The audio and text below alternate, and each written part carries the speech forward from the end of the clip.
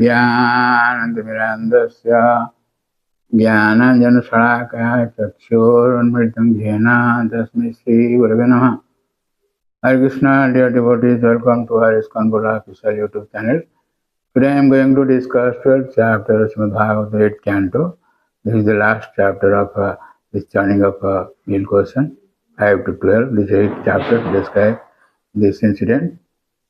So, here we will hear in this chapter that Lord Shiva was beheaded. Lord Shiva was beheaded by the Lord, by Lord Krishna, Lord Hari. This Mohini Murti, incarnation of the Supreme Personality of Godhead, how she appeared and bewildered the demons and distributed the nectar and to the 10 demigods. Though Lord Shiva was not there, but he could understand all these things, or he could hear all these things.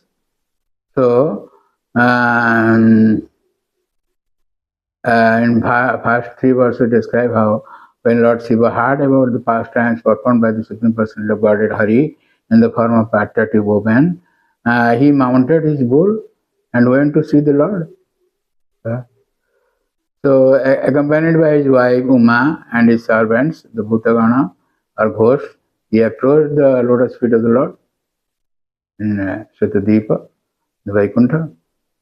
So 4 to 13, these 10 verses describes how Lord Shiva offered prayer to Lord Vishnu.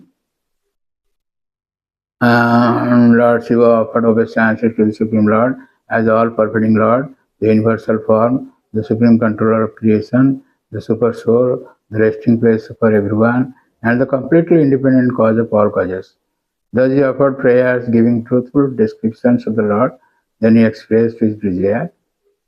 We cannot say, Lord, please do this. No, we should pray to the Lord. Then only if he agrees, if he has grace, then only he can fulfill our desires. In verse 4, Shivaji said, Deva Deva Jagan Vyapin Jagadisa Jaganmaya Sarvesam Abhibhavanam Tamatma Hetuvishwara. Lord Mahadev said, O chief demigod among the demigods, O all-pervading Lord, Master of the universe, by your energy you are transformed into the creation. You are the root and efficient cause of everything. You are not material, indeed. You are the super soul or supreme living force of everything. Therefore, you are Parameshwara, the supreme controller of all controllers. In the purport, Srila Prabhupada Maharaj says, Lord Shiva is sometimes called Maheshwara, and so people think that Lord Shiva is everything. But here Lord Shiva addresses Lord Vishnu as Jagadisha, the master of the universe. Lord Shiva is sometimes called Vishweswara, but here he addresses Lord Vishnu as Jaganmaya, indicating that even Vishweswara is under Lord Vishnu's control. Further praise in verse 12, that Avatara Maya Drushta Ramamanasya Te Gunahi Soham Tad Drashtam Ichchami Jatte Joshit Vapurdritam. My Lord, I have seen all kinds of incarnations you have exhibited by your transcendental qualities. Now that you have appeared as a beautiful young woman, I wish to see that form of your Lordship. So, Siddha Swami says in his purport that Evang Stutva Prastutam Vigyapayati. First we should pray, then only we will express our desire.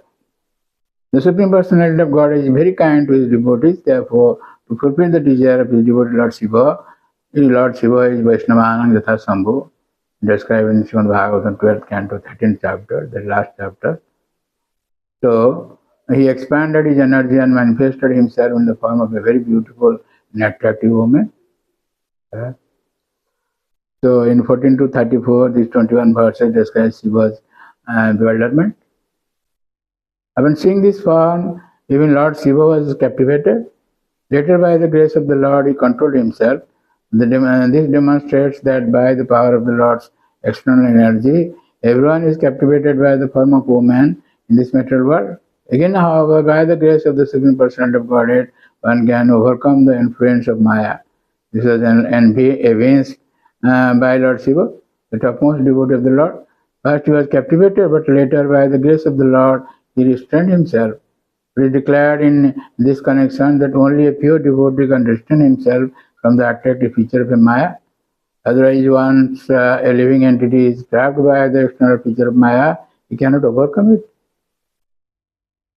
So 35 to 42, the 7 verses reflect Shiva's exalted position. After Lord Shiva was graced by the Supreme Lord, he circumambulated the Lord along with his wife Bhavani and his companions, the ghosts. Then he left for his own abode.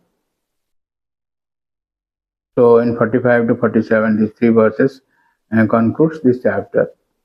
So the Goswami concludes by describing the transcendental qualities of the Uttam Shloka, the Supreme Personality of Godhead, and by declaring that one can glorify the Lord by 9 kinds of devotional service, beginning with Shravanam Kirtanam. Then verse 46, so the Goswami says, Etan moho kirtato anushrunanto narisyate jatu samudyamam kvachet jatuttama shloka gunanuvarnanam samasta sansara parisramapaham. The endeavor of one who constantly hears or describes this narration of the turning of the ocean of milk will never be fruitless. Indeed, chanting the glories of the Supreme Personality of Godhead is the only means to annihilate all suffering in this material world. Siddhar Swami in his purport says, Etat kirtanadau phalam maha. This churning of a milk ocean, how we describe. So its fruit is in this. The verse 47, the last verse says, Sadavisayam gring bhavagamyam prapanna amritamarvajya ashrayati sindhumatyam kapadajuvati beso mohanjo surarim tamam upasrutanam kamapuram natosmi. Assuming the form of a young woman and thus bewildering the demons, the Supreme Personality of Godhead distributed to his devotees the demigods, the nectar produced from the churning of the ocean of milk. Unto that Supreme Personality of Godhead, who always fulfills the desires of his devotees, I offer my respectful obeisances. In the purport, Siddhar Swami says, Bhagavata Kritam Bhakta Paksha Bhatam Smaran Namaskaroti. The Lord is Pakshapat, is doing favor to his devotees against the non-devotees. So, in this chapter, this is the last chapter, we'll see how the Lord bewildered Lord Shiva. So, no one can be compared to the Lord, even Lord Shiva. That's why it is there in Vishnu Purana, Dastu Narayanam Devam Brahma Rudradi Devatam Devatei Samatvane Vikhyata Svapasandi Bhavadruvam. Even if one compares Lord Vishnu or Lord Brahma, Lord Shiva with Lord Vishnu, he is a pasandi. He is a fool, number one fool, so to say. In this way, no one can compare to Lord Vishnu. So in this way, and this is the conclusion. 5 to 12, these 8 chapters describe the samudra manthan. This is churning of milk ocean, which happened during the reign of 6th Manu, Chaksasa Manu. So this 8th canto describes about all the different Manus. There are 14 Manus in one day of Brahma. So this is the 6th Manu. Then I will hear about the incidents or pastimes of 7th Manu. That will be described from 15 to 23, these 9 chapters.